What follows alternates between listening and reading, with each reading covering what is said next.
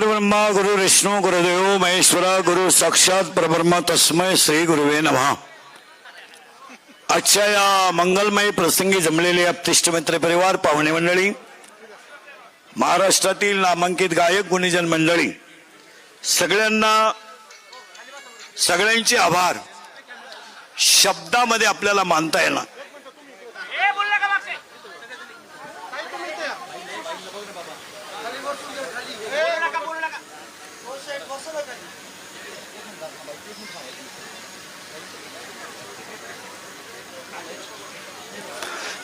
संपलं का रे तुमचं?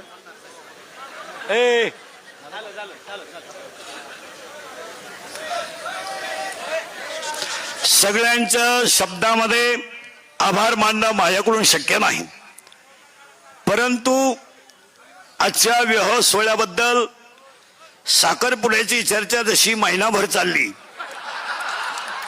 तशी ही चर्चा 1 वर्षभर आरामशीर चालेल।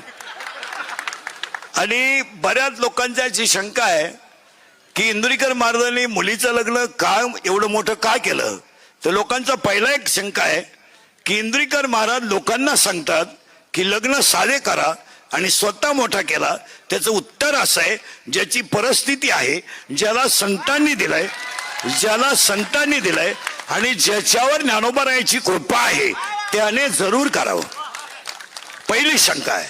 दुसरी बस खाली। दुसरी एक ओरड आहे की एवढे आज जरा जेवण झालं, त्यात 2-3 कमेंट पडल्या जेवणाच्या की इंद्रिकर महाराज एवढं जेवण घालतात, मग त्यांनी मठ्ठ्यावर मी बोलतो, मग त्यांनी मठ्ठा केला का?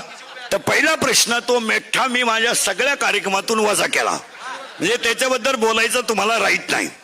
दुसरी गोष्ट, बऱ्याच लोकांनी गुलाबजामुची चर्चा केली, तो लांब असावा। मी गुलाबजामू केलाच नाही, हा दुसरा मुद्दा केला। तिसरा मुद्दा असा होता लोकांचा की बऱ्याच आज दिवसभर ओरड होत्या की तिसरी गोष्ट अशी होती, महाराष्ट्रीयन जेवण असावं। लोकांनी तसं काय केलं तर रात्री, सकाळी आणि आत्ता आपण जे जेवण केलंय, आम्ही शुद्ध सात्विक वारकरी माणसं आहोत, आम्ही महाराष्ट्रातली आहोत, छत्रपतीच्या रक्ताची आहोत, आम्ही दुसरं पदार्थ खाऊ शकत नाही। हे पहिली गोष्ट आहे। मग बऱ्याच लोकांची उद्या एक शंका राहील की ह्या माणसाने एवढा कार्यक्रम मुलीचा का केला।